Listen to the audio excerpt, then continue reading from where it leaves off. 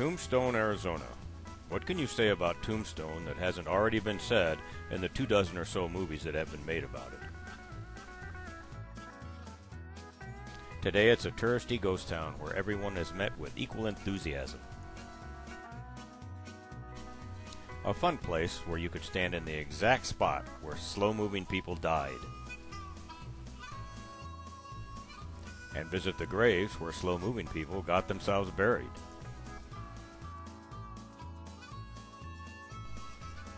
You can go to see historic artwork disguised as half-naked women. Take a mine tour of where Black Lung came from and not have to read a single cigarette label warning. See any one of a number of Wild West shootouts where Wyatt Earp and Doc Holliday always get their man. Go visit the real OK Corral where the Earps and Doc Holliday face down the Clantons, which, by the way, was on the other side of that door out there in the middle of the paved street, but if they put it out there, they couldn't charge admission for it. These mannequins have been here so long that their boots are curled up and they look like leprechauns.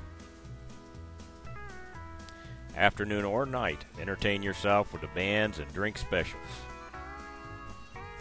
Just remember, even though he's not Virgil Earp, they still got a town marshal. No drinking and driving.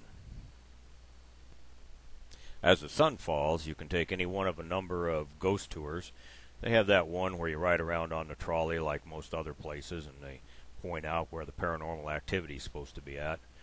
My opinion is if you got to ride on something and have somebody point out paranormal activity to you, you should have stayed in the saloon where they had the drink specials. After enough of them, you'll see your own activity anyway. There is also an evening tour that meets inside the OK Corral and walks you around different parts of town. In all fairness, I did not take this tour, so I can't report on it one way or another. The tour that we took is the one that meets in the evening hours inside the Birdcage Theater, and I believe is the tour that most people do take when they're there. You would have to call and check on the dates and times for this tour, but at least when we were there on the weekends, it met 2 to 3 times on a particular evening. And how it works is like this. You pay $20 per person, and you get to go sit on the backstage of the Birdcage Theater with 19 or 20 other people in complete darkness, hoping that you get your money's worth one way or another. You also get to see historic artwork, masquerading as half-naked women. This one is of Fatima. Being erected of stone, the Birdcage Theater is the only structure in Tombstone which escaped the ravages of fire. The interior of the building is exactly as it was during the 1800s when the Earps and Doc Holliday played poker here. The cribs where the prostitutes plied their trade are still there, along with the more recent addition of Cowboy John mannequins. Our guide for the evening was Nova, a longtime employee of the Birdcage Theater. Perhaps you've seen her before on some of the ghost hunting themed shows. She's gracious and a good storyteller, although some of her stories sound, well, a little bit too rehearsed for my taste.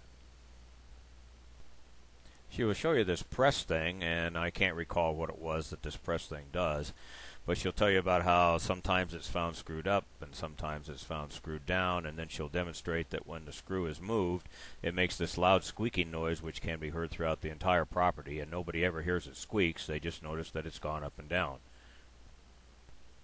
We watched her demonstrate it, and some of us tried it ourselves, and sure enough, it squeaks very loud. Once everybody else had moved towards the backstage, Jan and I hung back, and we tried it by ourselves.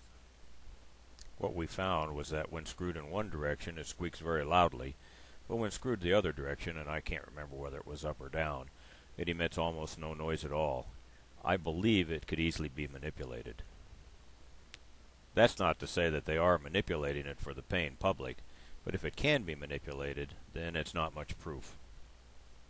You'll be walked downstairs into an area recently opened to the public where the world's longest poker game took place, and you'll be allowed to see the prostitution cribs that line the wall and service those gamblers.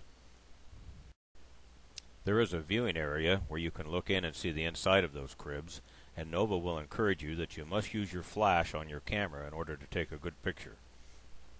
Afterwards, she will tell you that a paranormal image has frequently appeared in this mirror when a flash has been used. I took a total of 18 pictures, with and without flash, and, well, what you see is what you get.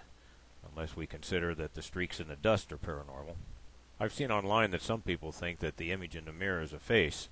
To me, it just looks like a reflection of the water vase that's sitting in front of it based upon the canting of the mirror and the reflection that it would produce. I suppose with an active imagination, probably could be anything.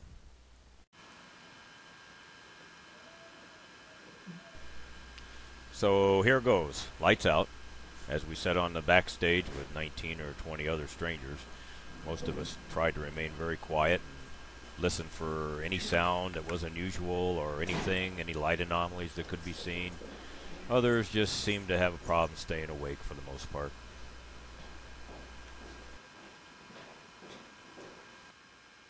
This is your area, the stage and the backstage, where you are in charge. I would like to ask your permission, if there's anyone that would like to come into this room, come up on the stage or the backstage with us. If you might allow... Nova spent her time trying to induce the spirits to come visit. With lights out, we were asked not to use flash photography, but she didn't say that we couldn't use infrared. I managed to photograph with this infrared camcorder for 15 minutes through the viewfinder before anybody noticed that I was actually filming.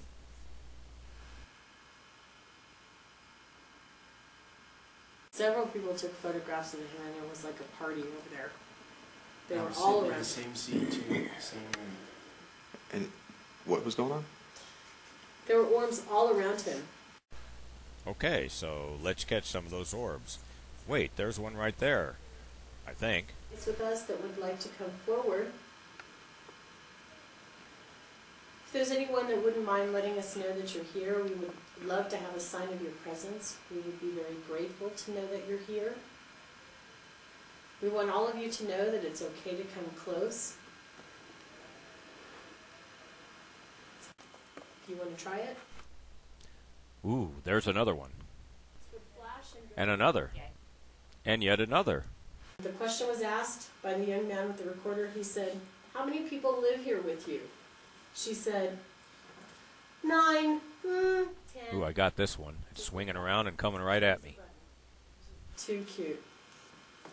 We also have Wait a second. This orb seems to have wings of some kind. Yep, sure enough, it's one of those rare moth orbs. People here, one from Phoenix and 2 from New Mexico.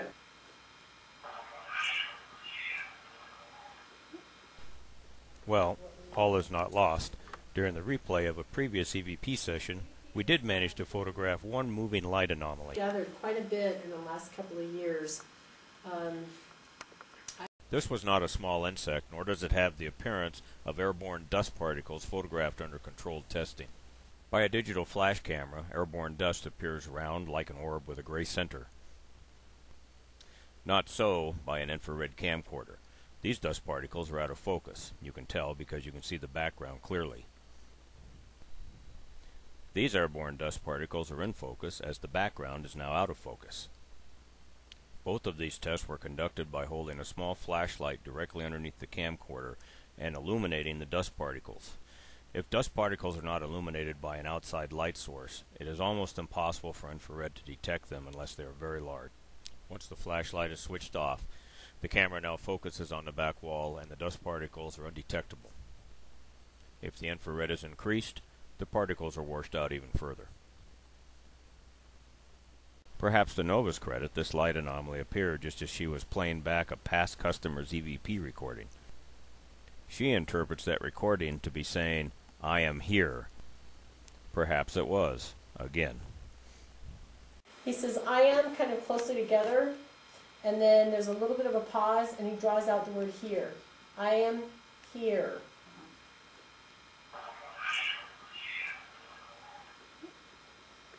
Is what we have determined we heard. EVPs have Note that the background is in focus, while the orb in the foreground is also in focus. So in conclusion, what do I think? I think that if there's paranormal activity to be found in Tombstone, it's definitely going to be found here in the Birdcage Theater, the one place in Tombstone that never succumbed to fire. I'm just not convinced that sitting in a blackened room with 20 other strangers and trying to remain completely quiet is the right way to go about finding it. For my part, as long as you've driven all the way to Tombstone, you might as well drive the extra 30 miles on down to Bisbee, where you'll find some real quality grounds for investigations. It just amazes me the amount of people that I meet that claim that when you're dead like a carrot. Believe that there are no other dimensions that exist past this three-dimensional world that we live in. And yet these tours were full every night that we saw them go on. Man, I'm in the wrong line of work. So if you find yourself in Tombstone and determined to go no further, why not? Go ahead, take a shot at it. You might catch an orb. Or two.